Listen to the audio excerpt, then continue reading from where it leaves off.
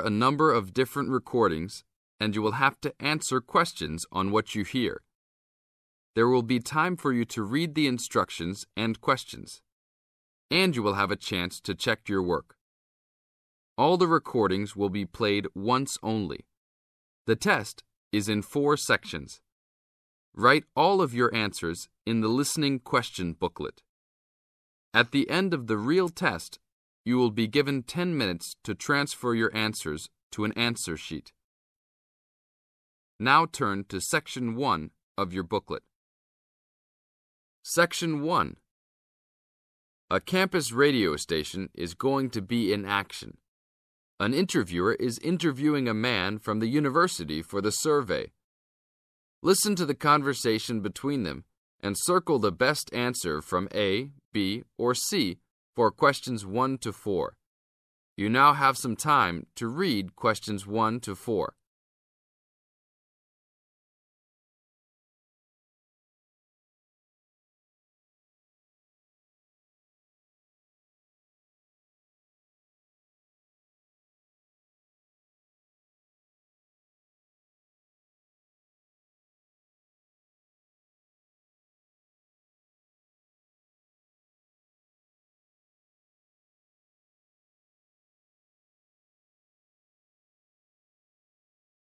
Now, we shall begin.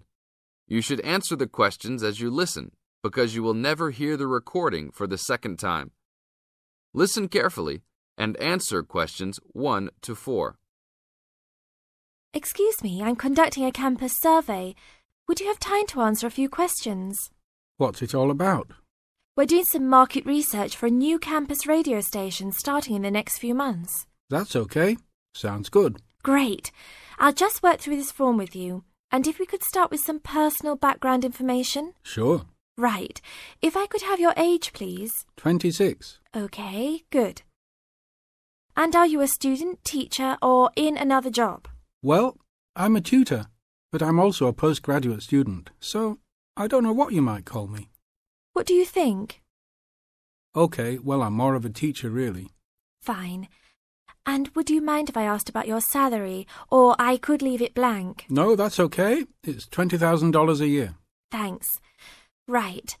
Now about your current listening habits. What would you say is your main reason for listening to radio? Well, I'm usually busy during the day at work, so I usually only listen to the radio at night. It helps me relax and unwind, even if I'm studying. Good.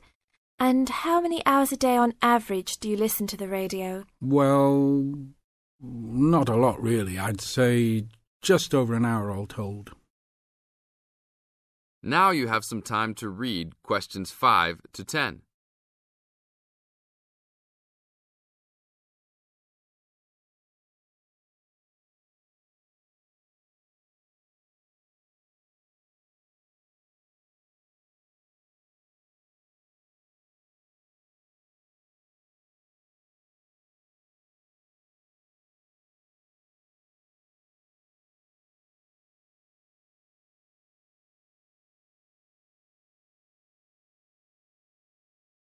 Now listen to the second part of the interview and answer questions 5 to 10.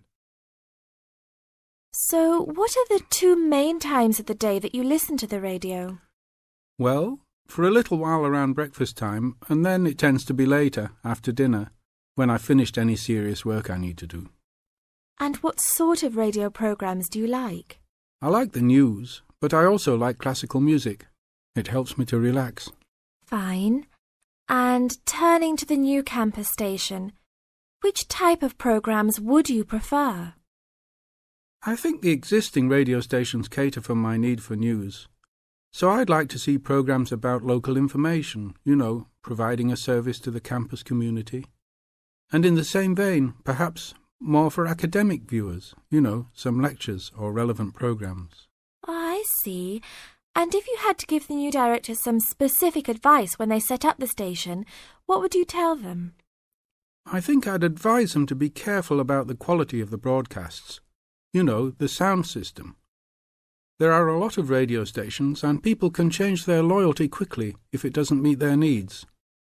I think they should do more of these kinds of interview too, talking with existing and potential customers.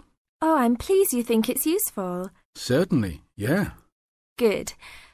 Now, this station will not be fully funded by the university. So how often do you think it is tolerable to have adverts?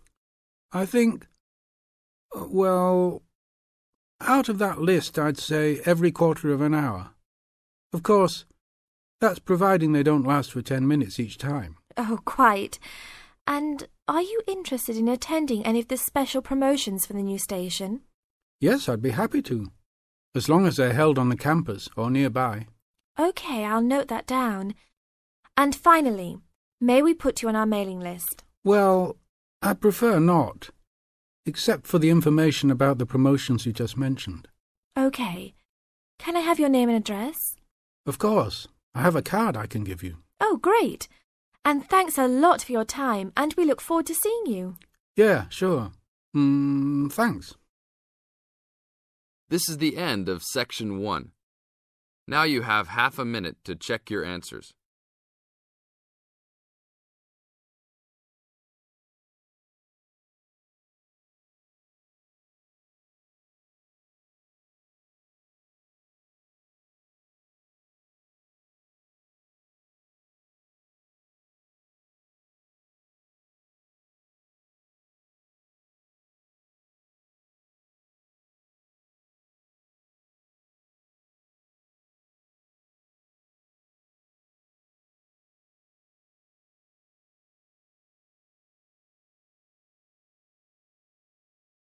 Section 2. In this section, you'll hear a conversation among two students and their tutor about the presentation they are going to make at the tutorial class.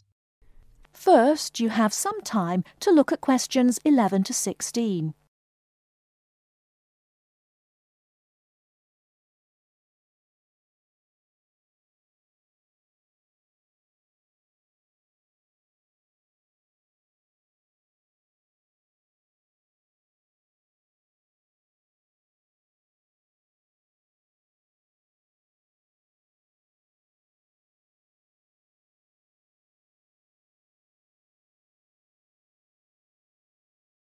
Now, listen carefully and answer questions 11 to 16. I feel a bit nervous. I haven't done that before.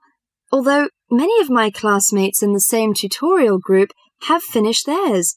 But I think them a little uninteresting because they just read out their notes. I hope mine will be more attractive It seems you have a higher demand for yourself. As for me, I have no sense of uneasiness because I made one last semester, but I feel no sense of satisfaction about it. It lacked strong arguments, I think. How much did you get for the last presentation, Jason? 83% actually, but my goal for the next one is over 87%. It's pretty good. What is your topic for this one? Strategies for reading. I feel my biggest problem is in the reading speed, rather than vocabulary, which is most students' problem, though. I am slow, especially in reading articles on my major courses. They are complex and dull. Have you found any effective methods? Well, I am not quite sure. I suppose to skim the books or articles is a good approach. Yes, by skimming the book first, you get the choicest parts. It saves a lot of time. You don't have to read every word of the passage, but you have to learn to read certain parts intensively. Yes, I include that in my presentation. There is one thing I'm not clear yet. Why don't we make presentations more related to our major? Once you learn to write clearly, read analytically, and listen to lectures effectively, you'll begin professional tutorials. That means you should... Before you hear the rest of the talk, you have some time to look at questions 17 to 20.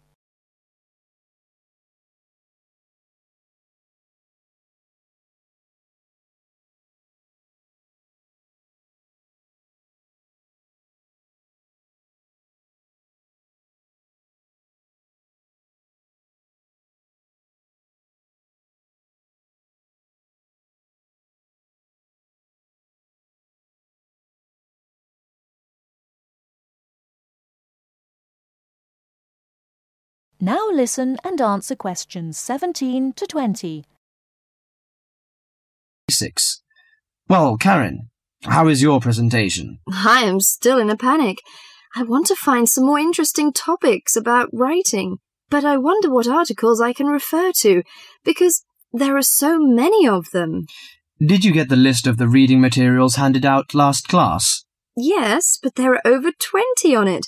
I have only a week to prepare, so I wonder if Okay, let me give you some suggestions. You needn't read them all because some of them deal with the same issue. The article by Holsworth is really worth reading. It covers the aspects of organising the thoughts and ideas. Okay, Holsworth. You should also read the article by Jackson, but just look at the part on research methodology, how they did it. Right, I'll read that one. You should also read the article by Fisher, but just look at the part on the writing plan. That is, how to plan your writing in a systematical way. Okay, Fisher, got that. And if you have time, the one by Risewell says very relevant things. It teaches how to title your articles and make it appealing. You should finish the whole book. Okay. Now, the one by Burns, if I were you, I wouldn't bother with the whole passage. Just read the conclusion, which summarises the use of rhetoric. Oh, now I understand. Thank you very much. That is the end of section 2. You now have half a minute to check your answers.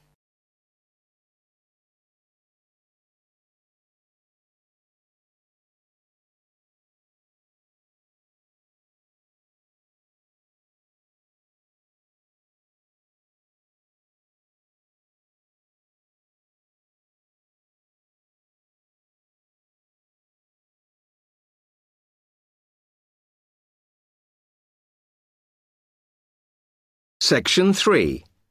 You will hear a student, Alex, asking his tutor for advice about essay writing. You now have 30 seconds to read questions 21 to 27.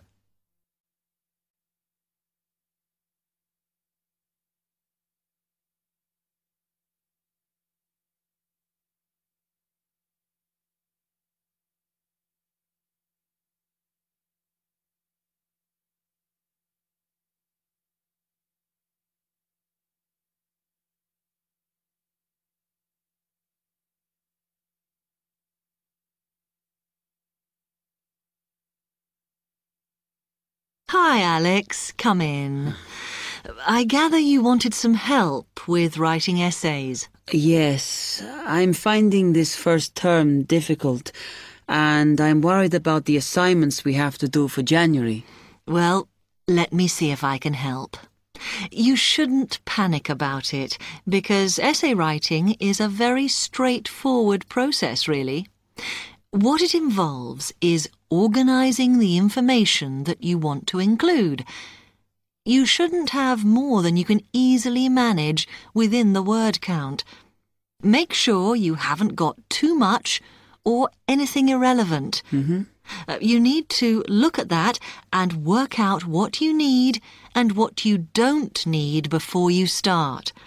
And then you just have to think about how you're going to put forward your argument. Oh, that sounds very straightforward when you put it like that. But I'm worried I haven't got the necessary skills for writing an effective essay because English is my second language. Well, perhaps you misunderstand the skills you need. You need to be able to analyse your data, and then I would say the skills of interpretation and expressing yourself are important. Perhaps it's this last one that bothers you, but the more essays you write, the more you will develop these skills. Yes, and I don't quite know how to improve at that. Though, as you say, I know practice will help.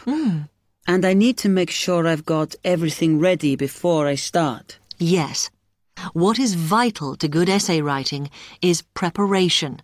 So make sure you build in enough time to do the research you need. Are there any other sources I can use to help me with essays? Yes. You should go to the library and look through the reference section, because there are books that focus on the style we use in academic writing, and those will help you a lot. The other thing that you should think about is what happens when you've actually written your essay. Too many students just complete their work and hand it in, whereas what you should be doing is making sure that you edit it as thoroughly as possible. Oh, yes, that's a good idea. Then I'd pick up any mistakes and also see if it reads logically. Exactly. The other thing is, again, what a lot of students do is get their essays back, look at the marks, then just file it away. They don't realise that if they checked it through and looked at what the tutor had written, then they can learn from their old essays. Yeah, I can see that's a good idea. So, is that okay? You can always come back to me. To read questions 28 to 30.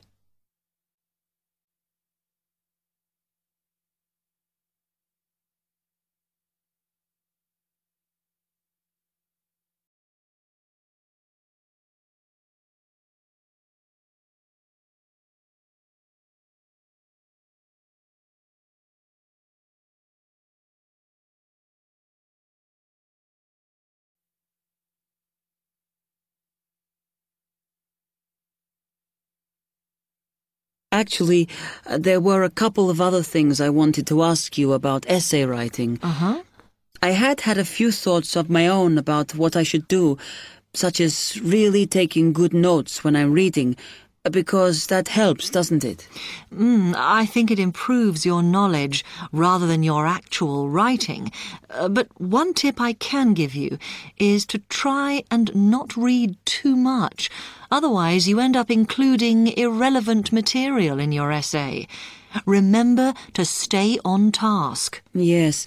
Sometimes I have problems interpreting the questions correctly, or the whole question seems overwhelming to me. What I try to do is highlight the key parts and divide it into smaller chunks so I can manage it. Well, you might find it useful to break it down even further by making sure you understand all the words perfectly before you start. Things like assess or comment and such like. Yes, I see. Sometimes, after an objective analysis, the question actually asks you for a subjective opinion, but you must remember to support your arguments if that's the case. One final comment I can make is about using your own words. You must try to do this as far as possible. You're expected to summarise what you've read, not just string together a list of quotations. In fact, you shouldn't have too many. Just use them where it's really important. Okay, thanks. Do you read other students' essays when you've finished? No. Why? Is that a good idea? Well, you can confuse each other, so I'd advise against it. But it's up to you. Okay. Thanks very much for your time.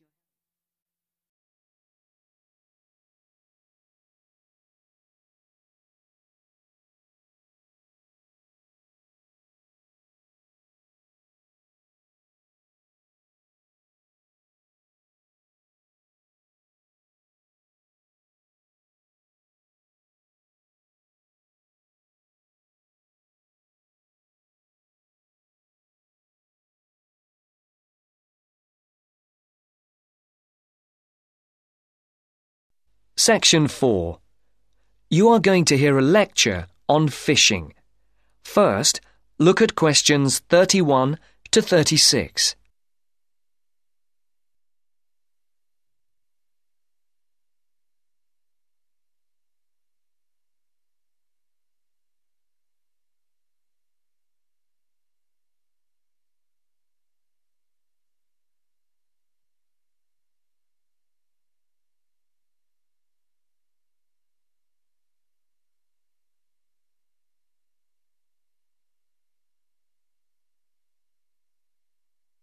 As you can see, There are 4 alternative answers, A, B, C, and D, for each question.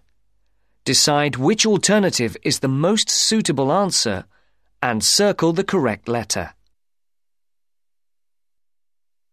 Good morning again, ladies and gentlemen, and in case you've forgotten, my name is Dr. North from the Marine Habitat Research Unit at the University, and I'm going to continue from the lecture that I gave a fortnight ago on humankind's relationship with the sea from a historical point of view, and also on attitudes to different types of fishing. In today's talk, I would like to focus on the current problems in the fishing industry in Europe, and in particular, the present scarcity of marine fish. As with the last lecture, I've placed a book list, a few relevant articles, and a copy of this lecture on the department website. A statistic to begin with. Since the 1970s, stocks of the most heavily fished species have fallen, on average, by 90%. And why has this happened? Well, there's a chain of events which begins with the demographic changes that have taken place in the world over the last century. During this time, the world population has grown at a phenomenal rate, with efficient and heavy fishing, which is technology-driven, meeting the increasing demands for food. As a consequence, many fishing stocks in the European waters, from the Atlantic to the North Sea and the Mediterranean, are now on the verge of collapse. But the problem is not restricted to European waters. It's a situation that's all too clear all around the world. Fish stocks in the Pacific Ocean, for example, are now on the verge of collapse due to a combination of overfishing and natural changes in ocean ecology. And there's another reason behind the increased demand for fish, and that is the changes in the eating patterns of different countries. Certain countries have a long tradition of fishing, for example, the southern European countries, but eating patterns have changed in countries like the United Kingdom, where fish was once considered as food for the poor rather than the rich. People have been turning to fish as a cheap and healthy alternative to meat, driving up demand and depleting stocks. Food scares like BSE and foot and mouth disease have also driven people away from eating meat, which again is invariably replaced by fish. Before the speaker continues, look at questions 37 to 40.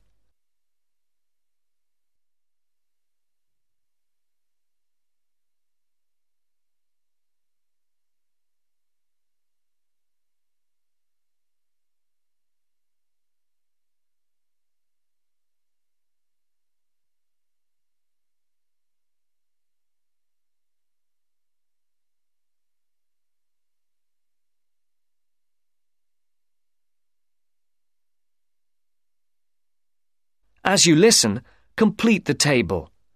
Write no more than 3 words for each answer. Another important reason is that a sizable proportion of the catch from modern trawlers or fishing boats is thrown away. Nets quite often land fish that are not wanted and which are thrown back into the sea dead. Discarded nets and other traps are responsible for the deaths of many fish. Our seas, like the rest of our environment, are littered with rubbish, which also destroys lots of fish. And fish are also being changed by the chemicals dumped into the oceans, as well as by overfishing, so the size of certain species is decreasing. More then have to be fished to produce a decent catch. And the solution? Well, there has to be more than one answer to the problem. Fish farms provide a partial solution, but the quality of the fish is usually inferior to those in the wild. Reducing the amount of fish that any one trawler or fishing boat is allowed to land is the most effective, but also the most unpopular measure. Countries in Europe like Spain rely heavily on fishing, and are naturally against any step which restricts their catch. But if the depletion of fishing stocks continues, there will be no fish left to fish. Take the disappearance of cod from the Great Banks off Newfoundland, which was once the richest cod fishing area in the Atlantic. After a dramatic fall in the cod population for some unknown reason, a ban was imposed, which, it was hoped, would lead to a repopulation of the cod stocks. The cod did not return, and many fishermen were put out of work. This is a scenario which we do not want to be repeated on a large scale. Now, if you look at this table on the screen, you can see where That's the end of section 4. You now have half a minute to check your answers.